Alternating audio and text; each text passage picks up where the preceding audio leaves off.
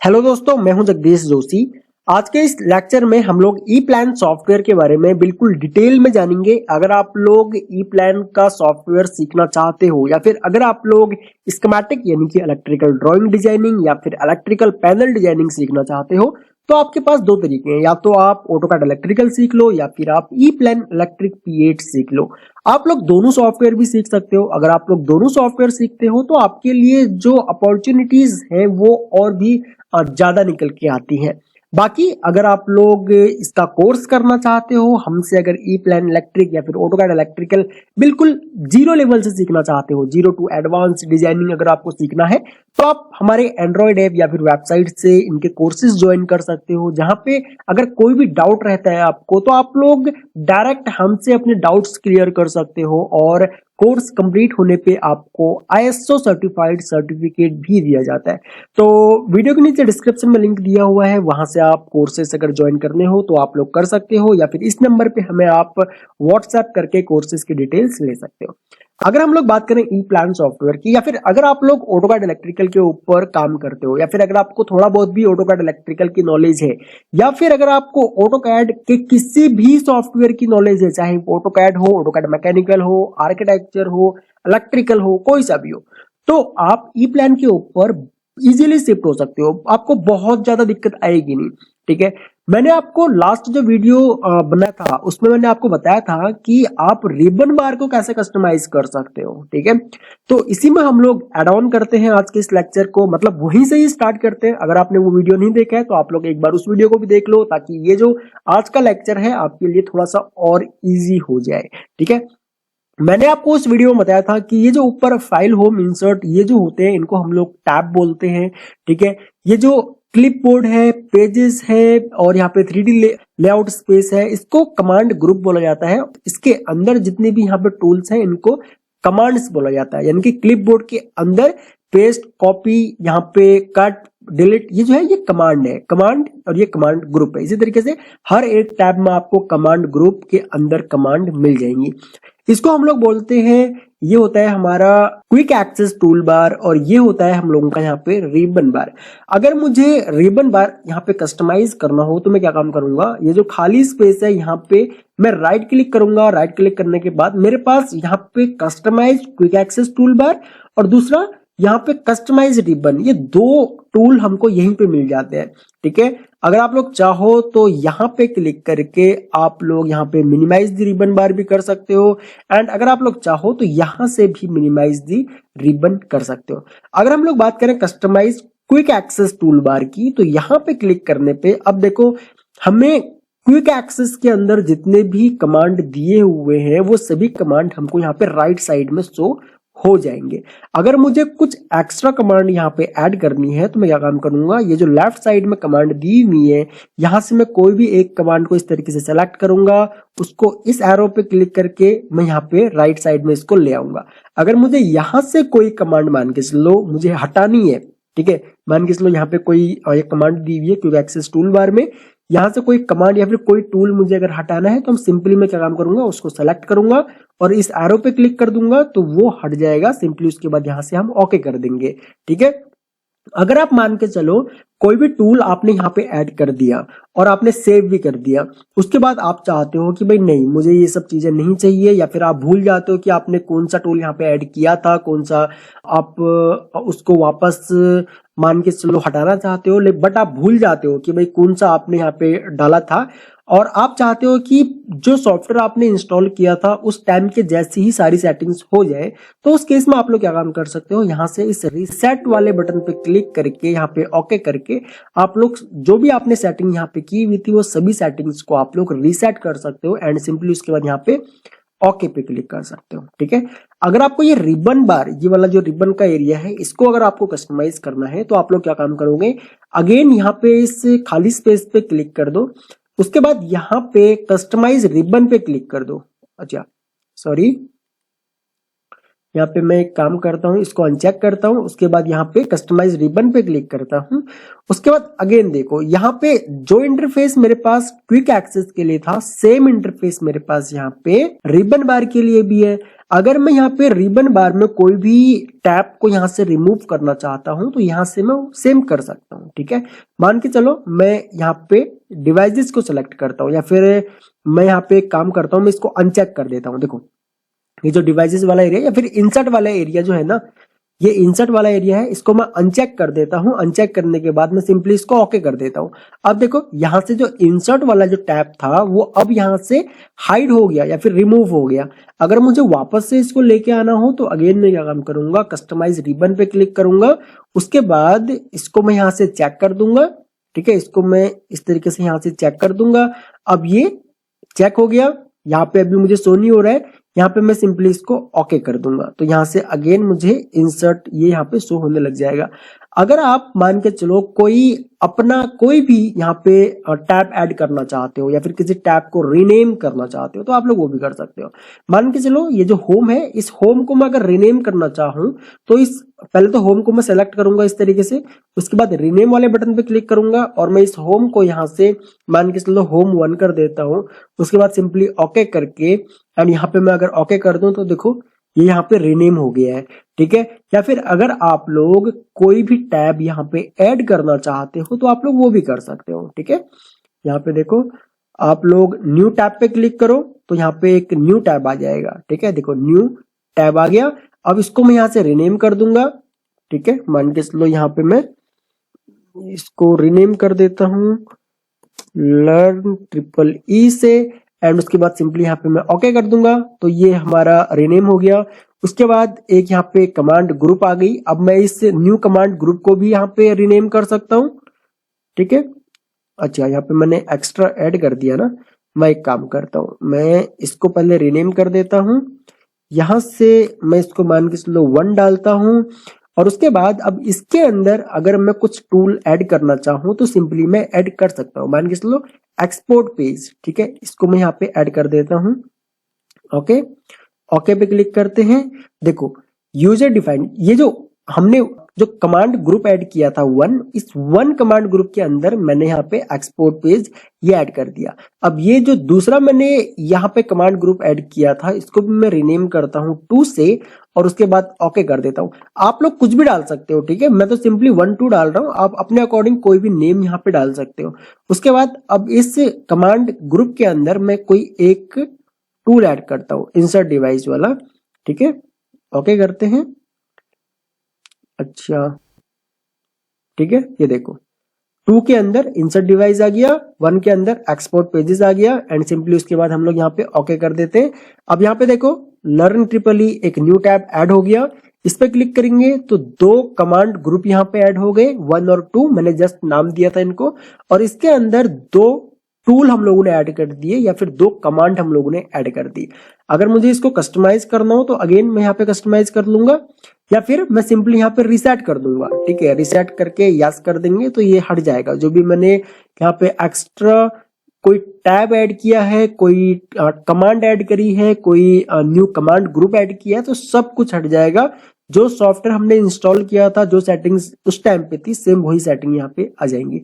या फिर हम लोग क्या काम कर सकते हैं, 1 बाय 1 भी हम लोग यहाँ से इसको हटा सकते हैं। ठीक है, इस तरीके से आप लोग कर सकते हो एंड सिंपली मैं यहाँ पे ओके कर दूंगा तो ये हमारी कुछ सेटिंग्स हो गई। दूसरी चीज ये होता है हम लोगों का यहाँ पे पेज नेविगेटर। अगर आपको पेज नेविगेटर हो गया या फिर अगर आपको प्रीव्यू, यहाँ पे एक प्रीव्यू भी आता है, अगर आप लोग चाहो तो यहाँ पे प्रीव्यू वाला ऑप्शन भी इनेबल कर सकते हो। तो अगर आपको ग्राफिकल प्रीव्यू चाहिए यहाँ पे तो आप लोग होम पे जाकर के इस ये ओपन का जो कमांड दी हुई है यहाँ पे, इसको सिंपली आप लोग क्लिक कर दो। ये देखो यहाँ पे इस तरीके से प्रीव्यू, ग्राफिकल प्रीव्यू वाला ऑप्शन यहाँ पे आपका आ जाएगा। ठीक है, बाकी अगर आप लोग इसको एडजस्ट करना चाहो आप लोग कहीं पर भी इसको एडजस्ट कर सकते हो। ठीक है, उसके बाद ये होता है हमारा पेज नेविगेटर। अगर आप लोग इस पेज नेविगेटर को इस तरीके से अपने स्क्रीन में कहीं पर भी रिमूव करना चाहते हो, कहीं पर भी लेके जाना चाहते हो तो आप लोग वो भी लेके जा सकते हो। और सिंपली अगर आप लोग इस पर डबल क्लिक करोगे तो ये वापस से वहीं आ जाएगा, लेफ्ट साइड में जो ये था ये वहीं पे आ जाएगा। मान के चलो मैं इसको यहाँ पे इंसर्ट कर देता हूँ, मतलब यहाँ पे लेके आ जाता हूँ, ड्रैग कर लेता हूँ। उसके बाद वापस से अगर मान के चलो मैं इसको यहीं पे लेके आना चाहता हूँ, तो आप लोग इस पर डबल क्लिक कर दो इस तरीके से कि वापस से यहीं पे आ जाएगा। अगर आपको पेज नेविगेटर नहीं चाहिए तो उस केस में आप लोग क्या काम करोगे, होम पे क्लिक करके यहाँ पे नेविगेटर का ऑप्शन आ रहा है, इस नेविगेटर पे आप लोग क्लिक कर दो तो आपका पेज नेविगेटर यहाँ से हट जाएगा, हाइड हो जाएगा। ठीक है, अगर आपको वापस से पेज नेविगेटर यहाँ पे चाहिए तो आप लोग पेज नेविगेटर पे अगेन क्लिक कर दो, आपका पेज नेविगेटर यहाँ पे इस तरीके से आ जाएगा। सेम मान के चलो अगर आपका ये जो वर्क स्पेस है, अगर आपका ये छोटा पड़ रहा है, आप एक छोटी स्क्रीन पे काम कर रहे हो, तो उस केस में आप लोग क्या काम कर सकते हो, आप लोग अपने इस रिबन बार को मिनिमाइज कर सकते हो। उसके दो तरीके हैं, या तो आप लोग इस एरो पे क्लिक कर लो, इस तरीके से अपना पेज नेविगेटर है इसको आप लोग यहाँ पे इस तरीके से छोटा कर सकते हो, हाइड कर सकते हो, और वापस से अगर यहाँ पे इस तरीके से होम पे क्लिक करोगे, किसी भी टैब के ऊपर क्लिक करोगे तो आपके ये टूल्स आ जाएंगे, वापस से स्क्रीन पे क्लिक करोगे तो ये मिनिमाइज हो जाएगा। ठीक है, और वापस से उसके बाद जब होम पे या किसी भी टैब पे आप क्लिक करो और इस तरीके से आ जाए ये, और अगर आपको चाहिए कि भाई नहीं मुझे तो ये इसी तरीके से विजिबल चाहिए, तो आप लोग यहाँ से इसको पिन कर सकते हो। ठीक है, इस तरीके से, तो ये वापस से आपका उसके बाद इस तरीके से विजिबल हो जाएगा। अगर आपको ये हटाना है और आपको यहाँ पे इस एरो पे क्लिक नहीं करना, मिनिमाइज द रिबन इस पे क्लिक नहीं करना, तो आप लोग किसी भी टैब पे मतलब डबल क्लिक कर दो।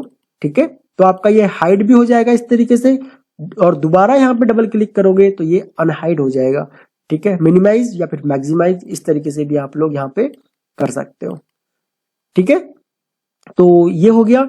उसके बाद बहुत सारे स्टूडेंट्स चाहे हमारे कोर्सेज के हों या फिर यूट्यूब पे हों या फिर यूट्यूब की वीडियो देख के बहुत से लोग हमें व्हाट्सएप पे भी कांटेक्ट करते हैं, और उनका ये डाउट रहता है कि सर हमारे पास लैपटॉप में माउस नहीं है, हम लोग माउस के साथ में लैपटॉप पे काम नहीं करते हैं, तो हम स्क्रीन को कैसे जूम इन और जूम आउट करें। तो पहली चीज तो अगर आप लोग डिजाइनिंग सीख रहे हो, चाहे आप लोग ऑटोकैड इलेक्ट्रिकल के ऊपर सीख रहे हो या फिर ई प्लान के ऊपर सीख रहे हो, तो माउस कंपलसरी है, आप लोग माउस ले लो। उससे क्या होगा, काफी इजी होगा आपको डिजाइनिंग वगैरह कुछ भी चीज करने में, और काफी हेल्प होगी आपको, आपका टाइम बचेगा। बट अगर आपके पास माउस नहीं है अभी के लिए और आप लोग इस तरीके से स्क्रीन को जूम इन जूम आउट करना चाहते हो, तो उसके लिए क्या होता है, यहाँ पे ई प्लान के लिए यहाँ पे साइड में आपको ना दो टूल मिलेंगे, एक होता है जूम विंडो का और एक होता है जूम 100% या फिर फिट टू स्क्रीन। आप लोग एक काम और भी कर सकते हो, आप लोग अपने लैपटॉप के जो बटन्स होते हैं टच पैड के पास में, वहां पे आप लोग राइट क्लिक करो, राइट क्लिक करने के बाद यहाँ पे जूम विंडो, यहाँ पर भी ऑप्शन मिल जाएगा आपको, आप लोग जूम विंडो पे क्लिक करो। अब जो एरिया आपको जूम करना है सिंपली, अब आप लोग देखोगे तो एक लेंस टाइप का यहाँ पे अटैच हो गया है, तो जो एरिया मुझे यहाँ पे जूम करना है मैं उसको यहाँ पे इस तरीके से सिलेक्ट कर लूंगा। ये मैंने सिलेक्ट कर लिया, ये लेफ्ट क्लिक करके आपने सिलेक्ट करना है। ठीक है, अपने कीबोर्ड में भी आप मतलब लैपटॉप में भी आप लोग जो टच पैड है वहां पे जो बटन दिए हुए उनसे लेफ्ट क्लिक करके आप लोग इस तरीके से सिलेक्ट कर लो, और जैसे ही छोड़ोगे तो वो एरिया आपका जूम हो जाएगा।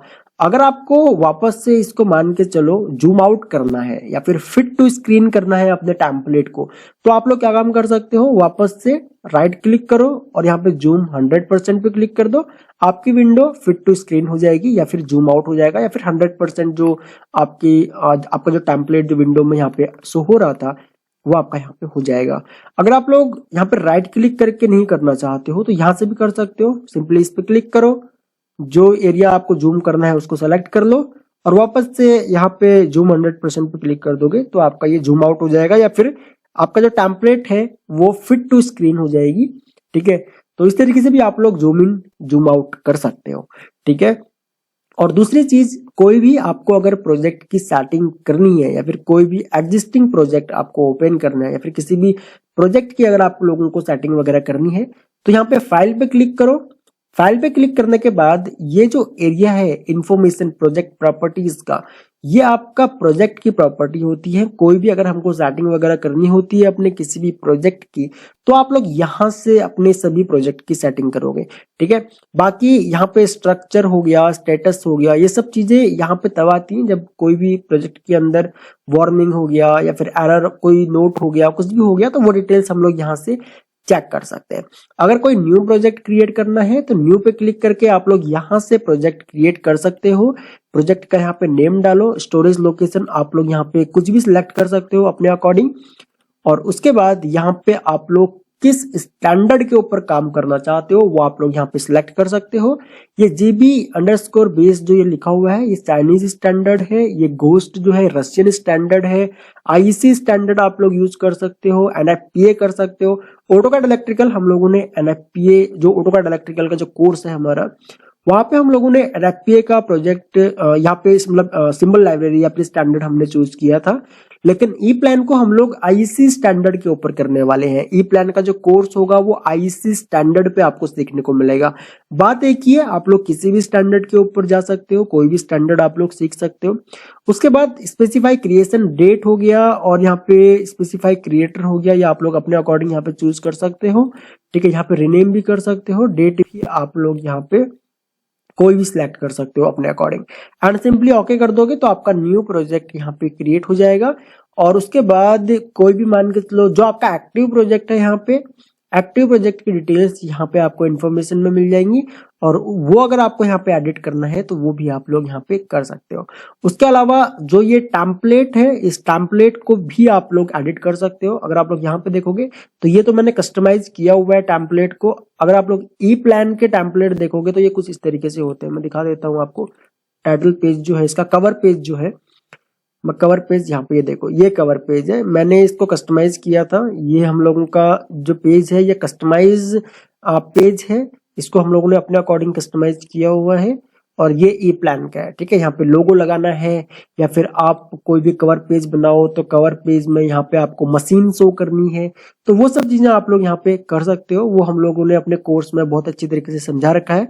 बाकी अगर आप लोग ज्वाइन करना चाहो हमारा ई प्लान का कोर्स तो आप लोग हमारी वेबसाइट या एंड्रॉइड ऐप से कर सकते हो। सो आई होप कि आप लोगों को सॉफ्टवेयर का ओवरव्यू मिल गया होगा। यहाँ पे कुछ सेटिंग्स होती हैं जब आप लोग कोई भी स्कीमेटिक ई प्लान के अंदर डिजाइन करते हो तो उससे पहले ये सब चीजें आपको पता होनी चाहिए, क्योंकि ऑटोकैड इलेक्ट्रिकल में हम लोगों के पास काफी सारे ऐसे मैसेजेस आते हैं कि सर हमारा इंसर्ट रिमूव हो गया, या फिर हमारा प्रोजेक्ट मैनेजर शो नहीं हो रहा है, या फिर हमारा यहाँ पे कमांड सेक्शन जो होती है वो हमारा रिमूव हो गया, जूम इन नहीं हो रहा, जूम आउट नहीं हो रहा।